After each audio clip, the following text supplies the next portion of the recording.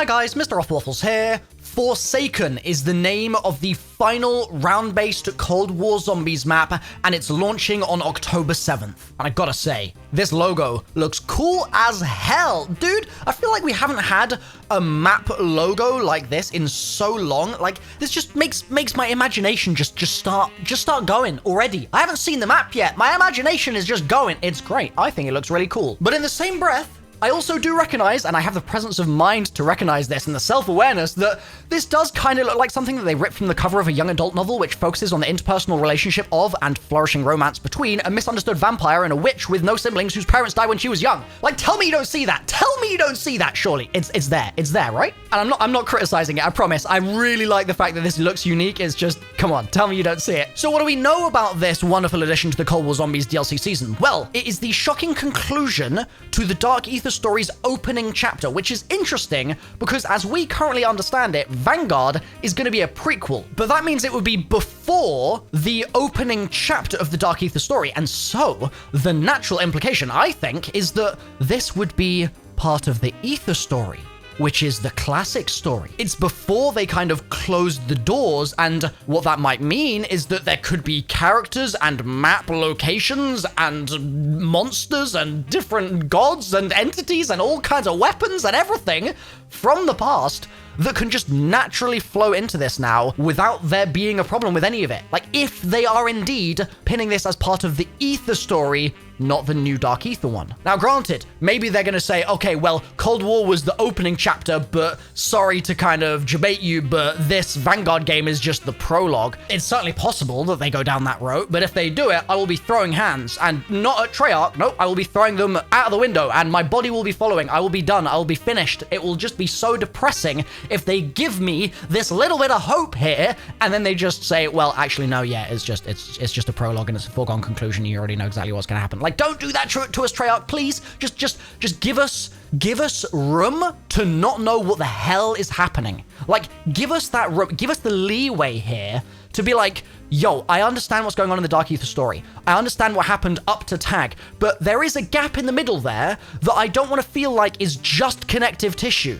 Like, I want to feel like it could go somewhere else, and then maybe it angles back towards the end or something, and it's like, oh, I see why this leads to the things that it did, but just giving us the potential, I think, is really important for the story to feel satisfying in this coming year or something. Like, I think that is a really crucial thing that I hope Treyarch is well aware of, and I don't even need to tell them that. But even if it is a foregone conclusion and it feels like we know kind of where it's going to end the entire time and it's a little bit labored in that sense, it's still really exciting to be in between. Like, don't get me wrong, I don't think that would be a bad thing. The in-betweeniness of it in itself allows them so much freedom to say, well, we like bits of Cold War, and we like bits of Black Ops 4, and we like bits of Black Ops 3, and the Ether story, and the Dark Ether story, and we can merge as we see fit, because that connective tissue is undefined. Like, they don't have to make it one thing or another. They can really go in whatever direction they want with it, and I'm just hoping that amongst all of the rumors of this War of the Dead stuff that I've seen people talking about on Twitter, and all these rumors about it being like a outbreaky mode or something, but then like an onslaughty mode or something,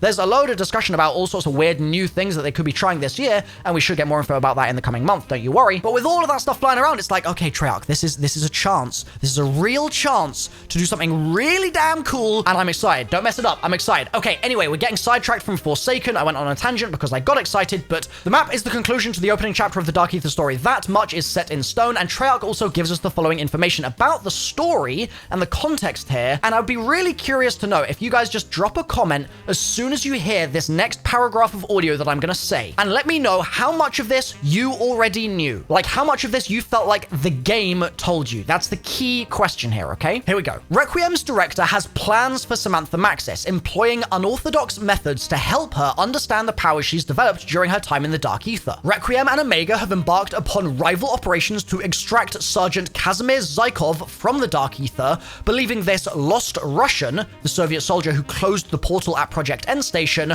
will be the key to preventing a destructive force from entering our world. Now, Omega defector Sergei Ravanov has provided Requiem with intelligence detailing a massive new ethereal portal being constructed in western Ukraine. It's not a loaded question. I just want to ask you guys, like, how much of that were you already aware of? It's an open dialogue here, I promise. We've also got these teaser images. One of them is this chicken leg looking Margwa. Looks pretty interesting. Some kind of new monster, Margwa pet, Margwa dog coming to Cold War Zombies, which is quite exciting. And you also got this, which is the message from Ravenov saying Kravchenko plans to open a special gateway. They're trying to find him, with the implication that him is the Forsaken, which the map is named after. I must say, I do like the design of this kind of weird facility looking area, but it does give me Beast from Beyond vibes, which I was not expecting, but I also am not mad about. Treyarch rounds out the blog post with two things. One is incredible, stick around. The other is just a quick thing saying Maxis is beginning to understand the path ahead of her and her own role in determining the fate of our dimension. The stakes couldn't possibly be higher, and I'm going to say something controversial here.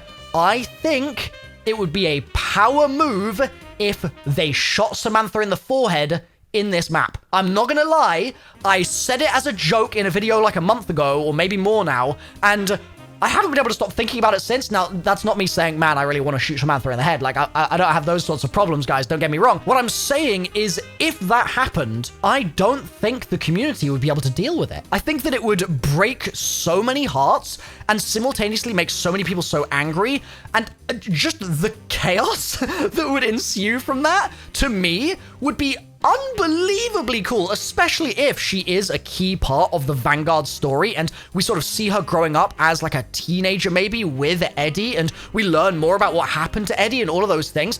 Like, wouldn't it be crazy to know that as the player, we essentially failed to save her? Like, what if we feel guilty for the entire next 12 months because we, as a player base, mess up in Forsaken and she doesn't make it out because of us? Can you imagine the gravity of that? And I get it, right? Just killing a character is cheap. Like, if there's no build up to it, and if there's no reason for it, and if it's purely just to make people sad, it's cheap. So I'm not saying that. I'm just saying I want this story to do something, I guess. Maybe what I'm calling out for here without really realizing it, I want it to do something that really makes me feel some strong emotion. Like, I want to cry. Right? I did that in Origins. It was great. I did that in Blood of the Dead. It was great. I've done that several times through the years. There's nothing wrong with that. It's good. Being able to feel emotions from the story they're telling is a fantastic thing. That shows that Treyarch have done a really good job and they've connected with me, right? And they've connected with all of you guys too.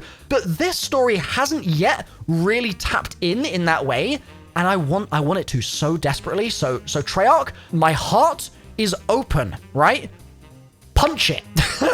That's all I'm saying. Just punch it, Treyarch. And honestly, if you think about it, I actually don't think it would be that bad a conclusion to her arc either, because in Black Ops 3 and 4, we basically began to fall in love with the Primus crew anew because of the fact that they were being fleshed out in a totally different way to how they were with Ultimus. We were learning more about their fears, their desires, what made them human, what they felt like about their families, and the fact that they were going through this eternal cycle and all these things. Like, they were humanized in a totally different way.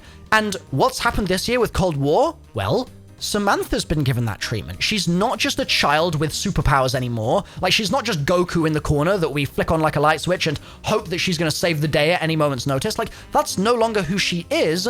She's a grown woman who has an entire history that we don't understand because she's an amnesiac. And we as a community have, to some extent at least, got a lot more familiar with her pain and her burden and what she struggles with and how she talks to people and things that before just wasn't really even there. So it sounds like the perfect time to kill her. And okay, maybe that sounds crazy to you, but they did it in BO3 and BO4.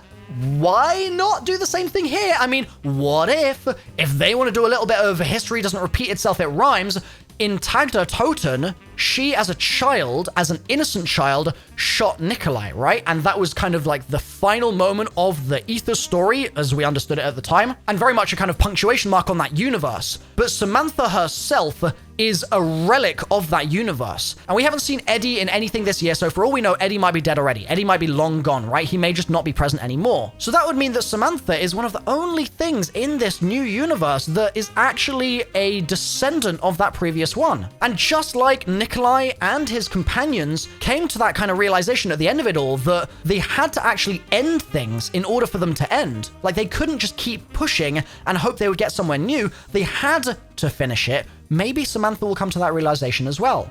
And just as she, as a child, took on that massive responsibility and ended that previous universe, what if now she recognizes that the only way the world, the universe, life can move forward is if she is gone. What if, chat? What if? So now you see why I want Samantha to take a bullet to the forehead in this map. I'm not saying it because I dislike her. I'm just saying it because I think it would be cool. And honestly, maybe she's the one pulling the trigger. Just maybe. Or maybe, bro, can you imagine if she hands the gun to Eddie? Can you imagine? Can you imagine if the Forsaken comes out of a portal and it's a child? Can you imagine if it comes out of a portal and it's not only a child, it's child Eddie? Can you imagine if it's child Samantha? Like, there's just so many options where they can just like mess with us at this point, because they've basically built up this narrative kind of lever that they can crank in any direction, and we don't understand how the lever works because the Forsaken is such a new entity that is really ambiguous right now, and so it could just go anywhere. But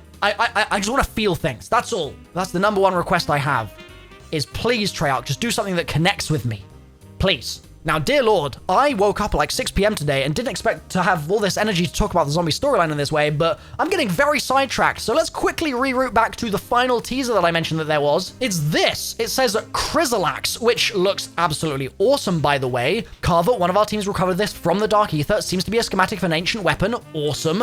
Looks like you'll get your wish for an authentic Dark Ether weapon after all, from Strauss. Very, very cool. It obviously does look familiar, and there are people out there in the community that say, okay, we're never getting anything original, and I'm tired of getting remade weapons and blah blah blah. I respect that, but also this does kind of look like it might be a little bit of a different kind of thing. It's not necessarily a tomahawk, which I think is the kind of association everyone's going to make. It may actually be a melee weapon axe. Like, that might be what we're getting here, and if so, that's going to be so damn cool, man. If we try and read the text as well, it looks like it says forged in something something something, two forms, the Chrysalax something something, sharp as the something something, and then and this word I can't quite make out. I'm really curious what you think this says.